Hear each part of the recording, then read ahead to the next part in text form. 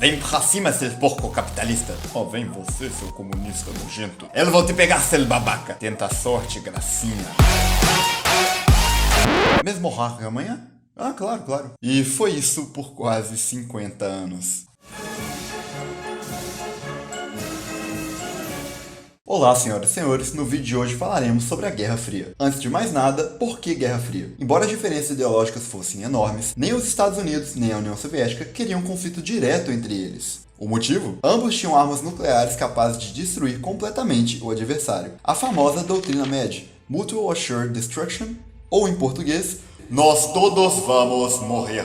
Mas vamos aos fatos. Ao final da Segunda Guerra Mundial, inclusive eu fiz 2 vídeos da Segunda Guerra, depois dá uma conferida depois desse. A Europa foi repartida entre os vitoriosos, com a URSS transformando vários países que havia libertado em estados satélites, diretamente ou indiretamente subordinados a Moscou. Dentre esses países nós temos Bulgária, Polônia, Romênia, Alemanha Oriental, metade da cidade de Berlim, Hungria, Tchecoslováquia e Albânia. Essa definição territorial fez com que Winston Churchill proferisse o famoso discurso em que afirmava existir uma cortina de ferro separando a Europa. Em 1947, os Estados Unidos, com medo do avanço do comunismo nas nações devastadas pela guerra, lançam 2 projetos.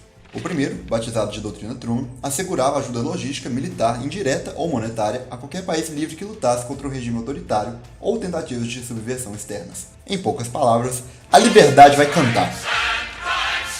O segundo projeto, batizado de Plano Marshall, visava ajuda econômica para a recuperação das nações europeias no pós-guerra. Os países do leste europeu foram convidados a participar, mas papai Stalin percebeu o plano como uma tentativa dos americanos de influenciarem seu quintal estratégico e fez pressão para que os países não aceitassem. No mesmo ano, a URSS cria o Plano Molotov, iniciativa similar ao Plano Marshall, mas para os países do leste europeu. Em 1948, um pouco de lenha foi posta na fogueira. Stalin detestava a metade da cidade de Berlim ser dominada pelos capitalistas, uma vitrine de tudo que ele mais odiava disponível para qualquer um que queira ver. Já sei, vou bloquear a entrada de suprimentos para Berlim. A metade capitalista irá morrer de fome e os americanos vão me deixar anexar a metade deles. Não é possível que eles vão enviar suprimentos por avião. E o que os aliados fazem em seguida é enviar 2.300.000 toneladas de suprimento por vias aéreas, divididos em mais de 270 mil voos. Você está de brincadeira! Em maio de 1949, Stalin suspende o bloqueio. Ponto para os capitalistas. Em 1949, a OTAN, Organização do Tratado do Atlântico Norte, é criada. O bloco é uma organização militar de assistência mútua, uma forma de garantir apoio em caso de invasão soviética. Na Ásia, a Guerra Civil Chinesa, que havia sido interrompida pela Segunda Guerra Mundial, estava a todo vapor. Com Mao Zedong, apoiado pelo governo soviético, emergindo vitorioso e a República Popular da China sendo proclamada. Os soviéticos não perderam tempo e já se aliaram com a nova China. Ponto para os comunistas. Graças à vitória da esquerda na China, os americanos temiam que o efeito dominó ocorresse na região, ou seja, outros países seguissem os passos da China e realizassem suas próprias revoluções comunistas. Dessa forma, movendo-se para uma estratégia de contenção da esquerda globalmente, contendo movimentos nacionalistas e revolucionários, muitas das vezes financiados pela URSS ao redor do mundo. Consequentemente, nos anos 50, diversas bases militares americanas surgiram por países na Ásia, África e América Latina. E está na hora da chapa esquentar. Voltando para a Ásia, com a derrota japonesa na Segunda Guerra, a Península Coreana foi dividida em 2 países, a Coreia do Norte e a Coreia do Sul, comunistas e capitalistas, respectivamente. O ditador Kim Il-sung, após uma série de hostilidades com seu vizinho ao sul, invade a península. Como forma de reagir, o ZEL e a ONU formam uma coalizão de 16 países para repelir a invasão. Após a retomada das terras sul-coreanas, a coalizão ficou ousada e decidiu dominar a Coreia do Norte, se aproximando perigosamente das fronteiras chinesas. Temendo que se tornasse um próximo alvo do Ocidente, os chineses enviam um exército massivo para derrotar a coalizão americana. Depois de algum tempo, o conflito ficou estagnado no entorno do Paralelo 38, levando ambas as partes a assinarem um armistício em julho de 1953. E assim, a chapa esfriou. Em 1953, o dono do bigode mais temido da época, Joseph Stalin, bate as botas e é substituído por Nikita Khrushchev. Em maio de 55, os estados comunistas finalmente oficializam sua aliança militar com o Pacto de Varsóvia. Servindo de contraponto para a OTAN, o bloco garantiria assistência militar mútua e era constantemente usado para reprimir revoltas nos países membros. Como exemplo, em 1956 ocorreu a Revolução Húngara, com o povo desse país proclamando a intenção de se retirar do Pacto de Varsóvia e estabelecer eleições livres. O que acontece em seguida é a invasão do país pelo Exército Vermelho, a prisão de milhares de cidadãos, execução de líderes do movimento e a fuga de 200 mil húngaros durante o caos. bem pacíficos e democráticos. Pelo mundo, a competição do ZEL e da URSS era nítida. Para evitar um conflito direto entre ambas potências, CIA e KGB financiam ditadores pelo globo a fim de impedir o expansionismo de inimigos ideológicos. Como consequência, sangrentas guerras civis apoiadas indiretamente por soviéticos e americanos foram lutadas em vários países, as famosas guerras por procuração. Regimes de extrema esquerda e extrema direita reprimiam seu povo enquanto serviam de aliados à causa do Ocidente ou do Oriente. É nessa época que surge a divisão de primeiro mundo, países capitalistas desenvolvidos, segundo mundo, países comunistas e terceiro mundo, países capitalistas em desenvolvimento. Voltando os olhos para a Europa, o novo líder soviético era um pouco mais louco que Stalin, tendo afirmado abertamente que poderia destruir qualquer cidade europeia ou americana. Além do mais, incomodado com a situação da divisão da cidade de Berlim, o líder soviético enviou um ultimato ao Ocidente, demandando que eles devolvessem Berlim Ocidental à Alemanha Oriental. Khrushchev afirmou: Berlim é os testículos do Ocidente. Toda vez que eu quero fazer o Ocidente gritar, aperto Berlim. E apertar as bolas do Ocidente foi o que ele fez. E está na hora da chapa esquentar. Com a rejeição de seu ultimato, o líder comunista, irritado com a crescente imigração da sua população para o Ocidente por meio da parte capitalista da cidade, inicia os preparativos para a construção do Muro de Berlim. À meia-noite do dia 13 de agosto de 61, polícia e exército da Alemanha Oriental fecham as fronteiras para Berlim Ocidental. Arame farpado, cercas, torres de guarda e, claro, um muro de 43 quilômetros agora dividiriam a cidade, separando famílias e o sonho de liberdade de muitos cidadãos. Com a instalação do muro, oficiais do Ocidente estavam tendo sua entrada dificultada ou barrada no lado oriental. Esses atos indignaram os americanos que, em uma ação totalmente desmedida, enviaram tanques para o limite territorial. Imediatamente, os soviéticos fazem o mesmo. Tanques de ambos os lados ficam se encarando. A tensão era palpável.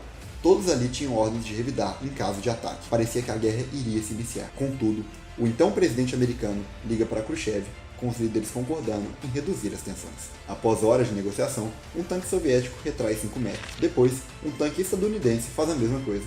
Pouco a pouco, de maneira até engraçada, as máquinas de guerra retiram-se do local. E assim, a chapa esfriou.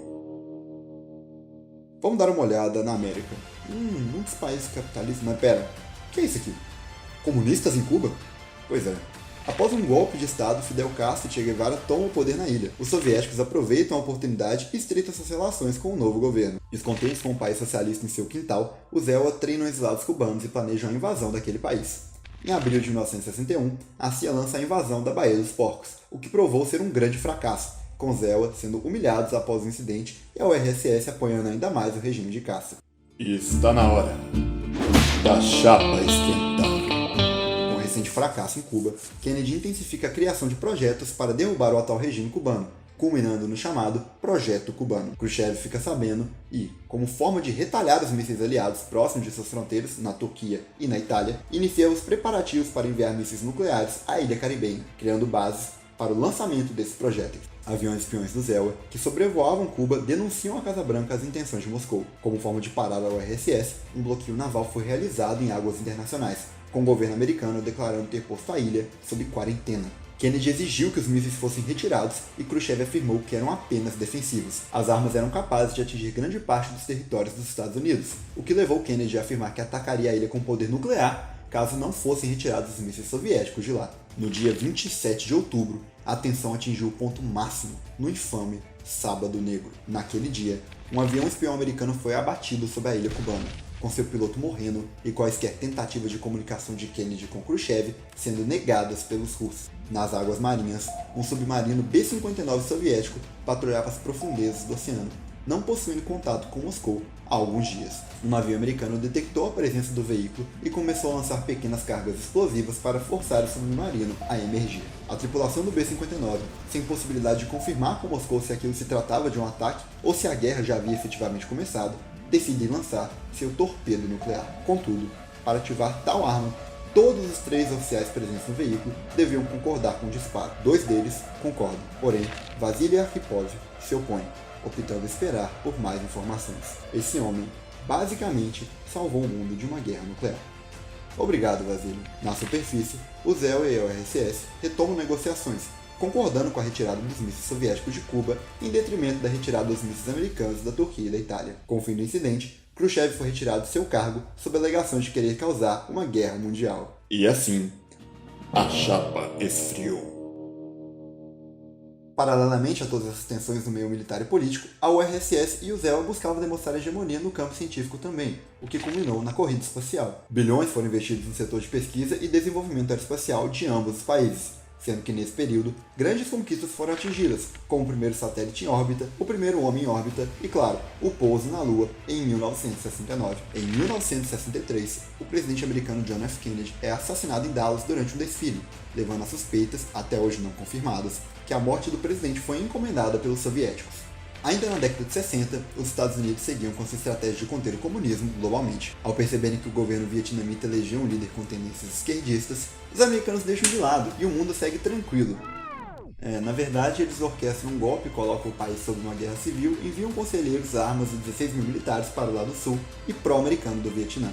Em 64, graças a um incidente provavelmente criado pelos Estados Unidos, um destroyer americano foi atacado pelos vietnamitas do norte, culminando no envolvimento direto dos Estados Unidos no conflito e no envolvimento de 184 mil militares na guerra. Graças às táticas não convencionais utilizadas pelos comunistas, como emboscadas na floresta, pequenos esconderijos e túneis pela mata, o exército americano não estava preparado para enfrentar os guerrilheiros vietnamitas, resultando em uma derrota vergonhosa aos Estados Unidos. A guerra, que contava com participação direta dos soviéticos e chineses, auxiliando os vietnamitas do norte, duraria até 1976, repercutindo para o ZEL em quase 60 mil mortos, 303 mil feridos, um déficit orçamentário gigantesco e na opinião negativa do povo americano. Ao fim do conflito, os comunistas são vitoriosos.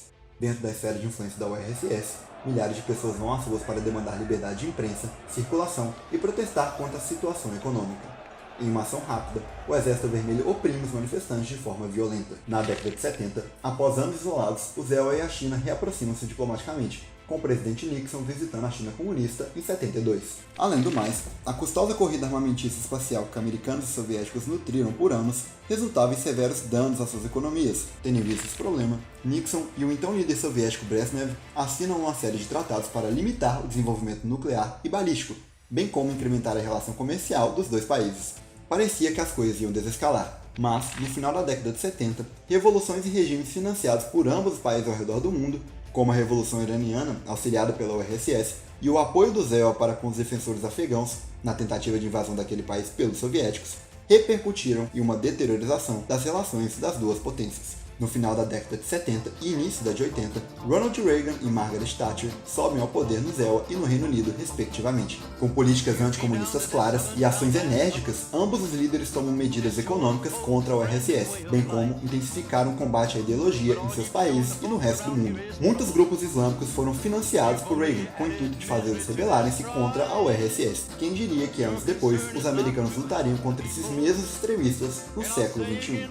Nesse período, os gastos militares da União Soviética chegaram a 25% de seu PIB, o que os tornou detentores do maior exército do mundo.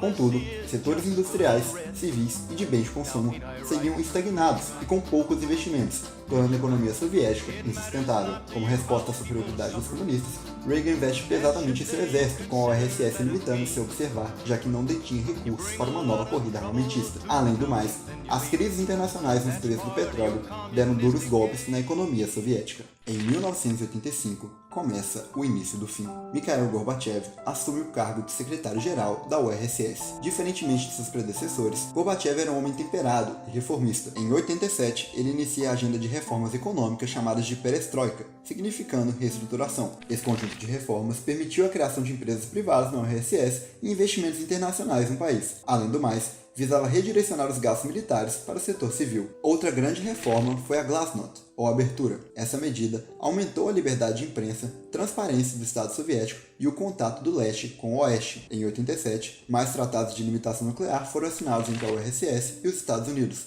melhorando a relação dos dois países. No final de 89, manifestantes de ambos os lados da cidade de Berlim reúnem-se em torno do muro, destruindo a divisão que separou alemães por quase todo o século XX, com a unificação alemã ocorrendo no ano seguinte. Posteriormente, foi a vez da Polônia realizar eleições livres.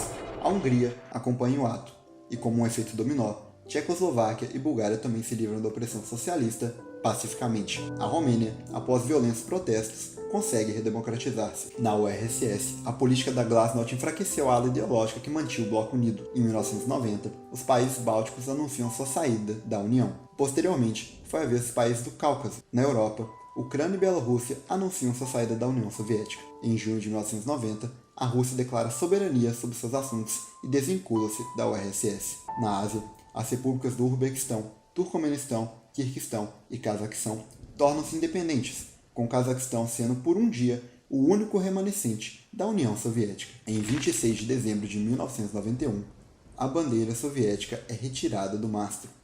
A União foi oficialmente desmantelada. O último grande bastião do comunismo no mundo morreu. Obrigado, senhoras e senhores, pela visualização. Deixe seu like, seu comentário e compartilhe o conteúdo. Até a próxima, camaradas!